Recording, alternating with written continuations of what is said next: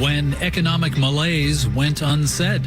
Marketplace Morning Report is supported by The Economist, devoted to providing independent journalism that makes sense of the news shaping the world.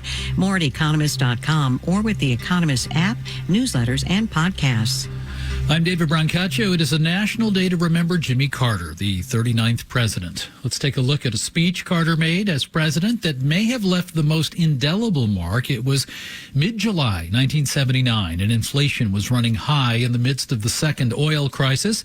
That's when Carter leveled with the American people about what he called a crisis of confidence. Too many of us now tend to worship self-indulgence and consumption. Human identity is no longer defined by what one does, but by what one owns. That has come to be known as the malaise speech, but let's be careful with that word. Let's bring in Kevin Mattson, a professor of history at Ohio University, who wrote a book about this. Professor, welcome. Great to be here with you. I was a teen. I remember the summer night at a little lake, black and white TV, watching the live speech, Jimmy Carter. I remembered he used the word malaise to describe the vibe, but he didn't. No, he didn't. You can do a quick search through the speech and you'll find that malaise does not turn up anywhere within the speech itself. His opponents are the ones who say, this guy's down on the American people. How spin becomes, in a sense, reality. Are you on the side of other experts who think this is one of the most unusual speeches of any president in our history? I remember assigning the speech. It was during the U.S. growing involvement in Iraq and the presidency of George W. Bush. And the students said to me, I wish we had a president who talked like this to us. I like what he's saying. I like how he's framing things out. I like how he's talking about our own political responsibility in confronting the crisis. And I thought to myself, wow, that's not usually how people see it or read it. Many historians slough it off as just basically a stupid move. Well, here's another clip. The symptoms of this crisis of the American spirit are all around us. For the first time in the history of our country, a majority of our people believe that the next 5 years will be worse than the past 5 years. With a presidential election coming up, that's talking turkey, that's being direct. I will say, though, that it surprised me to read that in the immediate aftermath, the days that followed the speech, he got a bump upward in presidential approval. For a little while, the speech worked. That's absolutely right. It was about 10% bump up, and Carter did not see too many of those bump ups during his presidency. So it's quite significant. I've actually gone to the Carter Library and looked through correspondence of people writing to the president soon after the speech is given. It's a massive amount of mail full of people saying, I'm going to ride my moped instead of my car to work. I'm going to turn down the thermostat. There's a real sense that I think he kind of reaches this sort of kind of vision of civic participation that is citizens' roles in solving problems that he takes with him from that point onwards. Right, but consumerism and thinking about oneself and not working together is part of the fabric of this country. And the idea that a speech would suddenly enlighten swaths of the population so that they turn over a new leaf, and that's asking a lot. Yeah, it is. I think that Jimmy Carter asked a lot from people, and that's what made him unique. Ronald Reagan was famous for saying, we don't need any sacrifice. We can live the lives we want to live and not worry about, the ramifications. That's what I think made Jimmy Carter such an exceptional political figure. Kevin Mattson is a history professor at Ohio University. His book from some years ago is on President Carter's speech. It's called What the Heck Are You Up to, Mr. President? Jimmy Carter, America's Malaise, and the Speech That Should Have Changed the Country. Professor Mattson, thank you. Thank you.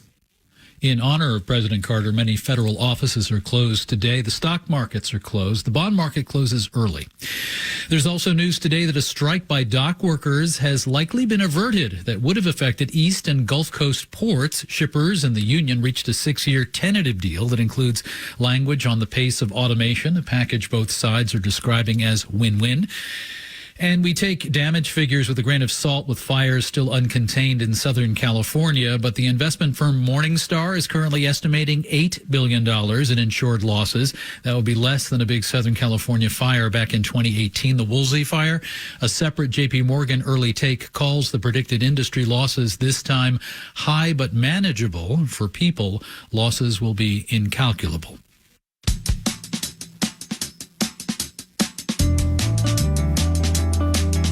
Marketplace Morning Report is supported by Progressive Insurance.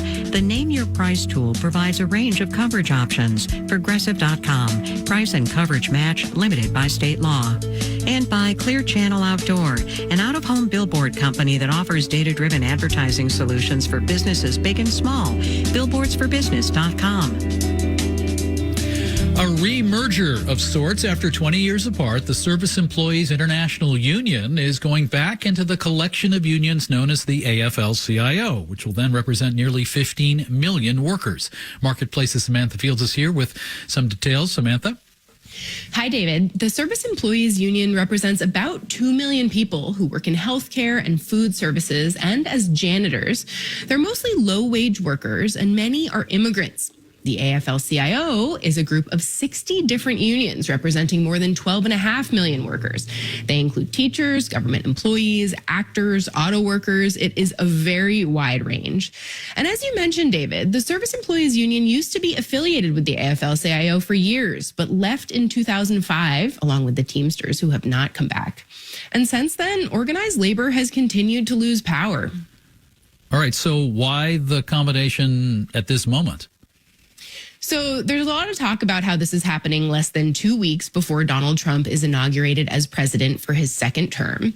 The leaders of both unions have been very careful to say they are not doing this now because of the incoming Trump administration. They've apparently been talking about the possibility for a couple of years. But at the same time, AFL-CIO President Liz Shuler did say, and I quote, "We are amassing our forces, building our strength and our power before the inauguration." So it seems pretty clear that they're betting they'll have more power to protect and fight for workers as a bigger organization under Trump, who has not always exactly been supportive of unions and pro-labor policies.